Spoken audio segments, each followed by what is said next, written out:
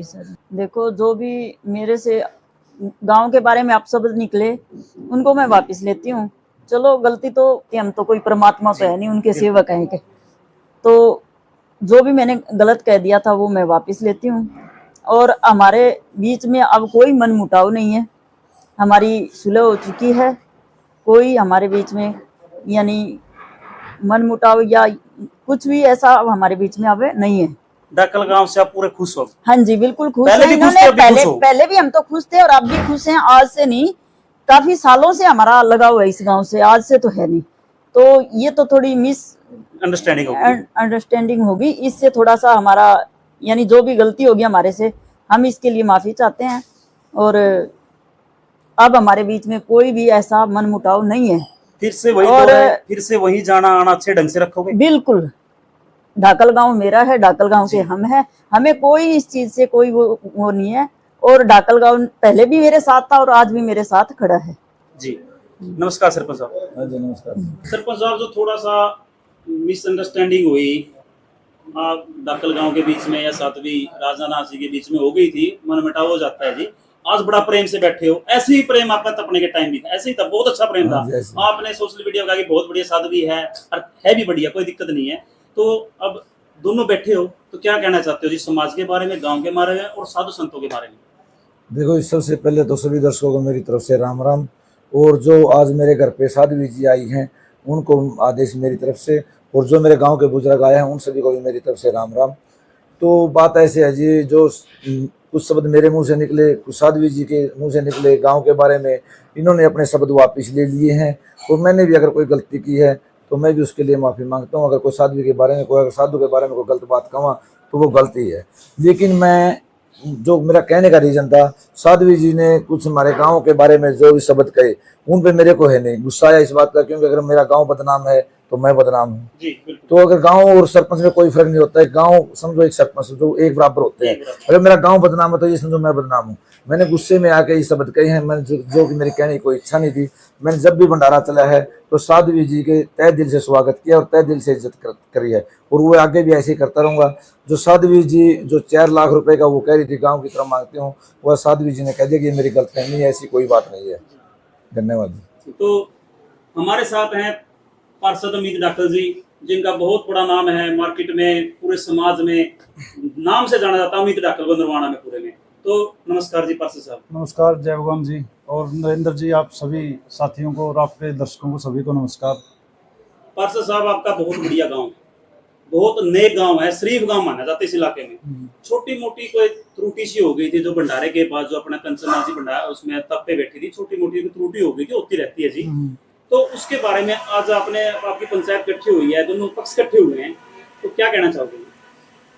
जय भगवान जी, आज हमारे बीच में साध्वी राजनाथ जी हैं, सरपंच अनिल कुंडू जी है, हमारे रोहतास प्रेमी जी हैं और रामदिया जी और गांव के सभी मौजूद व्यक्ति यहाँ पर उपस्थित हैं।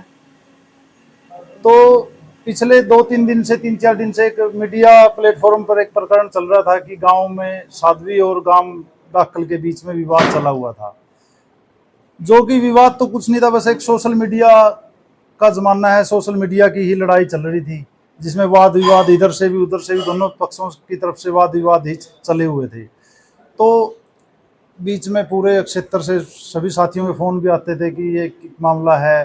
तो आज परमात्मा ने चाहा, आप सभी साथी इसी करके बुलाए कि परमात्मा की कृपा हुई कि दोनों सभी पक्ष बैठे हैं और बैठ के जो विवाद था, जो साध्वी जी ने आरोप हमारे गांव पे लगाए थे और गांव की तरफ से आरोप लगे थे कि ऐसे ऐसे ये हो गया वो हो गया, तो वो सारे आरोप प्रत्यारोप आज दूर हो चुके हैं। इसमें कोई किसी तरह का मतलब जो आरोप लगे थे वो सभी निराधार ही थे, और इसमें साध्वी जी ने भी अपनी गलती मान ली है कि ऐसे ऐसे नहीं कहना चाहिए था।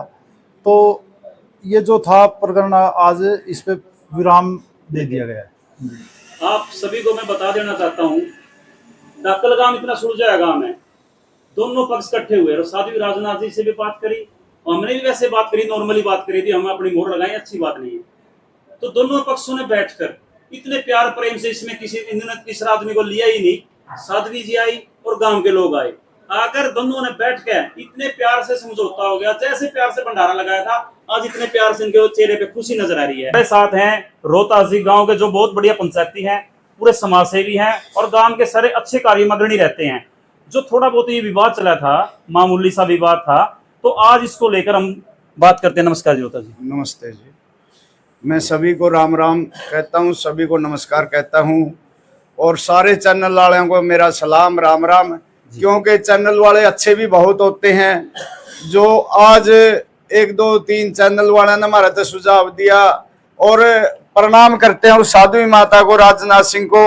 हमारा एक बुलावा पे सरपंच का मकान पे नरवाना के अंदर तुरंत पहुंच गई। महिपाल जी जो साध्वी राजनाथ सिंह के चेले हैं और इन्होंने तपस्या भी करी है, तो ये सारे हमारे एक बुलावे पे सारे यहाँ पहुंच गए। तो हमारी छोटी मोटी बातें थी किन्हीं कारणों से वो आज सारी समाप्त हो गई है। और हम एक हैं, एक रहेंगे। 15 से 20 हजार के बीच में हमारी साध्वी माता ने और सरपंच ने आकलन कराया जो गांव में, वे 15 से 20 हजार के बीच में खाना खाने पाए, दर्शन करने के लिए आए। बहुत बड़ी बात है, बहुत बड़ी बात है। एक बात और बताता हूँ, खाना भी फालतू था, 2 ड्राम बचे थे जी हलवे के। और साध्वी माता ने भी आने वाले का पूरा आदर मान कराया था। ये तो कहीं ना कहीं मिस्टेक हो जाती है। हम सारे गांव वाले बड़े खुश हैं। 15-20 हजार कहने की छोटी सी बात है, 15-20 हजार अगर आएंगे तो कहीं ना कहीं गलती भी होगी। धन्यवाद। जय हिंद। जय हिंद।